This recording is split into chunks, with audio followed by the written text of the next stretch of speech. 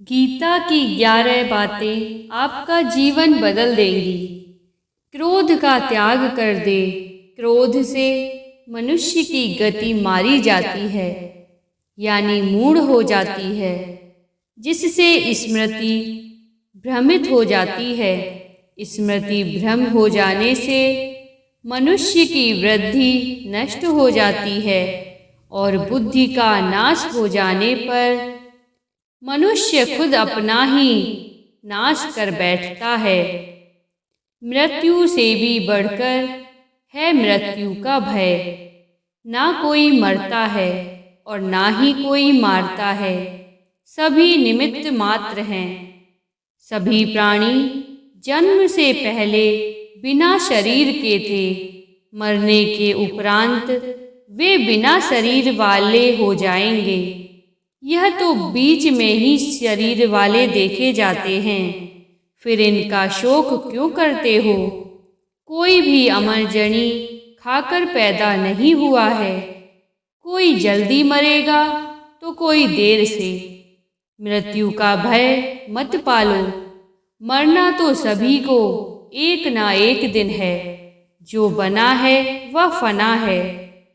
आत्मा अजर अमर है। आत्मा को ना शस्त्र काट सकते हैं, ना उसे जला सकते हैं, ना पानी उसे भिगो सकता है, ना हवा उसे सुखा सकती है। जो लोग यह मानते हैं कि मरता सिर्फ शरीर है, आत्मा नहीं, मेरे अपने जो मर गए असल में वे मरे नहीं हैं। उन्होंने तो देह छोड़ी है, वे कहीं और जन्म लेंगे। ऐसे लोग ही सच्चा मार्ग ढूंढ लेते हैं। कोई हमारा अपना नहीं है। गीता में श्री कृष्ण अर्जुन से कहते हैं, हे अर्जुन, तेरे और मेरे कितने ही जन्म हो चुके हैं। आज जिसे तू अपना समझ रहा है, वे पूर्व जन्म में तेरे नहीं थे।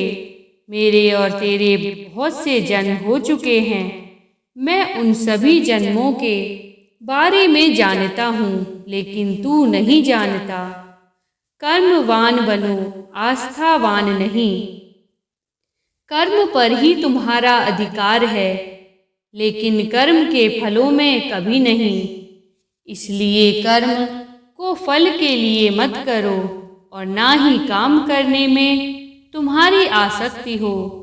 जिसका मन अपने वश में है, जो जितेंद्रिय एवं विशुद्ध अंतःकरण वाला है और संपूर्ण प्राणियों का आत्मरूप परमात्मा ही जिसकी आत्मा है, ऐसा कर्म योगी कर्म करता हुआ भी लिप्त नहीं होता।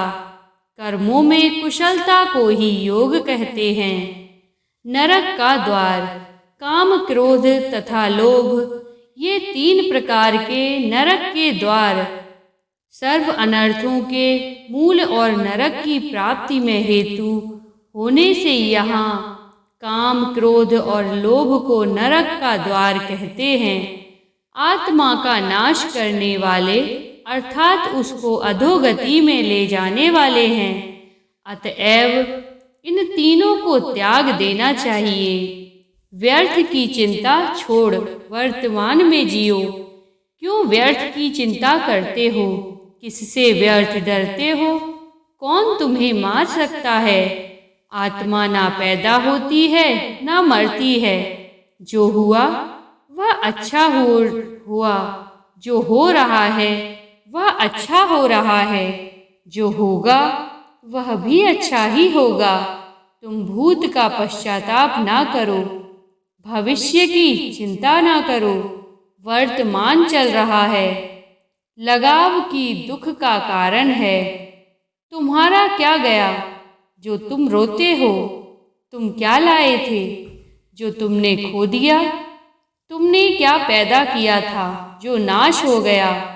ना तुम कुछ लेकर आए, जो लिया यहीं से लिया, जो दिया यहीं पर दिया, जो लिया इसी भगवान से लिया, जो दिया इसी को दिया। खाली हाथ आए और खाली हाथ चले। जो आज तुम्हारा है कल और किसी का था, परसों और किसी का होगा। तुम इसे अपना समझकर मग्न हो रहे हो। बस यही प्रसन्नता तुम्हारे दुखों का कारण है। परिवर्तन को समझो और उसके साथ रहो। परिवर्तन संसार का नियम है। जिसे तुम मृत्यु समझते हो वही तो जीवन है।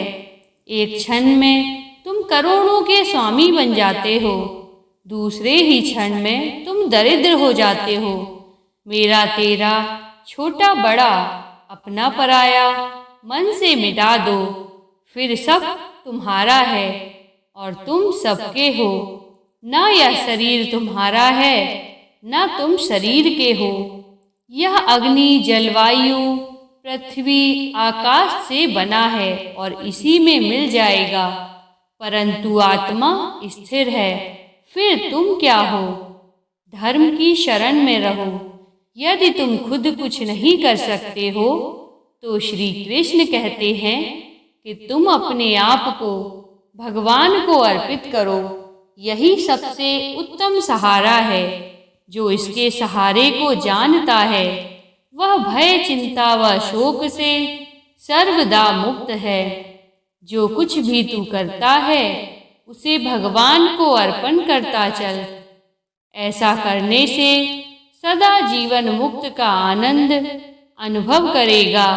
सारे धर्मों का त्याग कर मेरी शरण में आओ। सर्वधर्मान् परित्यज्य मामेकः शरणं व्रज। विश्वास मनुष्य अपने विश्वास से निर्मित होता है। जैसा वह विश्वास करता है वैसा वह बन जाता है। सदैव संदेह करने वाले व्यक्ति के लिए प्रसन्नता न इस लोक में है और न ही परलोक में। जो कोई भी व्यक्ति जिस किसी भी देवता की पूजा विश्वास के साथ करने की इच्छा रखता है, मैं उस व्यक्ति का विश्वास उसी देवता में दृढ़ कर देता हूँ।